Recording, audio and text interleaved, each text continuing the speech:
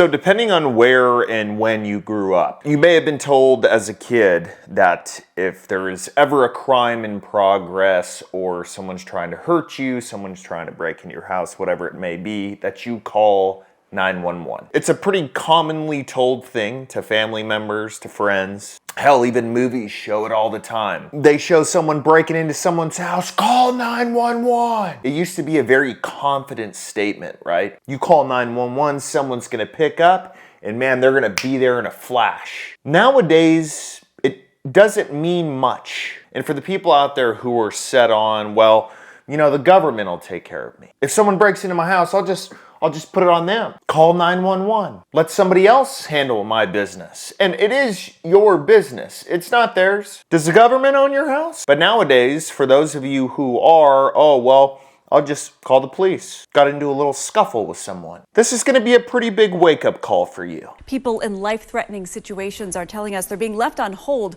for 10, 20, even up to 30 minutes in some cases. 911 would even pick up. Failing residents not once or twice, but tens of thousands of times. Oh, it's nice. Now, look, I do believe in calling 911 for emergency services when it has to do with your health. If someone's having a heart attack and you know that you can't drive them to a hospital quicker than an ambulance can come pick them up and rush them to the front of the line, yeah, 911 is important. But at this point, I think there really needs to be two different 911s. They need to make a new one. One for emergency health services and one for crime. Two very different things. One is very important. The other one, well, we can have a million cops and a million different other people handling it, but guess what? That part is never going to change unless the culture changes. Unless people feel intimidated not to do crime. Now, we can talk about police defunding and whatever the hell else, but it's almost like they're not there anymore.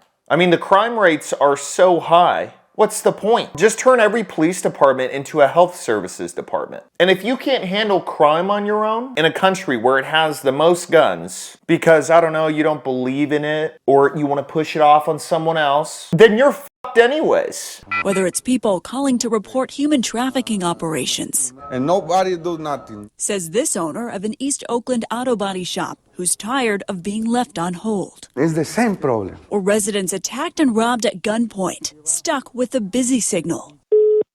That's ridiculous. Oakland is no longer Oakland anymore. The stories go on. How many of them were an old person that slipped, broke their hip, and couldn't get up, and now they're dead? Does anyone know? But no, they're busy attending to, I don't know, shoplifters, people who want to rob people in broad daylight, some other crap that's going to happen anyways. Now, while we're talking about no one coming to save you, that goes for at your residence and also in public. And if you carry a gun, you need a good holster. Simple as that. Not some cheap crap off of Amazon. And the only holsters that I trust are LAS concealment. They're used by special forces overseas, trusted by many retired special forces. And I have one for pretty much every situation. So this one is for my Glock 19 with the mod light, aim point acro P2. And this is the Saya 2.0. Great retention, and you have that positive click every time. Then I got the Shogun for my Glock 19 or 45 without the light if I have to conceal a little bit more. And then the Ronin with the 3.0 with the light. I like to switch it up, and as you can see, mine get a ton of use out of them. So no matter what gun you have, they've got a holster for you, and they are simply the best. So we're gonna put a link below the video. Go grab a holster from LAS Concealment. OPD's 911 center receives more than 500,000 calls each year. According to a recent civil grand jury investigation, the city's emergency communications center failed to answer about half the calls within the state's requirement of 15 seconds. All right, let's do a little math here. That's outrageous. All right, so 500,000 divided by 365 days out of the year is 1,369 calls a day. So a question that I would ask is, what are those comprised of? How many of them are legitimate calls or people who just can't handle their own business? How many of those are for legitimate health problems and they're being left on hold or never going to pick up. We're so interested in talking about gun violence. Why don't we flip the script now? Why don't we go to how many people have died because they didn't get emergency services in time because of how screwed up the system is? So I'm confused as to why there are so many of these calls happening. Now here's the other side to this. If people are calling and getting a busy tone, what do you expect people to do? Well, let's bring up a situation. Let's say somebody's I think they said a tire shop is getting robbed. Our government expects us to call 911. They want to send someone out there and they want to handle it because it's a trained professional and they know how to handle it. Well, what if no one comes? Do you expect people to just let people run off with their... I mean, that's kind of what it seems like with the amount of DAs letting people off nowadays, not charging them, no bail. What if someone acted on their own? Because no one's coming. You guys have no problem throwing people like that in jail. Oh, someone shot a guy because he was stealing crap out of his store, but they didn't like how he defended himself, or they thought it was excessive. This system is so messed up, it's outrageous. So it's very difficult. It's very hard. And he's not alone. The state has threatened to withhold funding to Oakland if the city fails to improve its 911 response times within a year.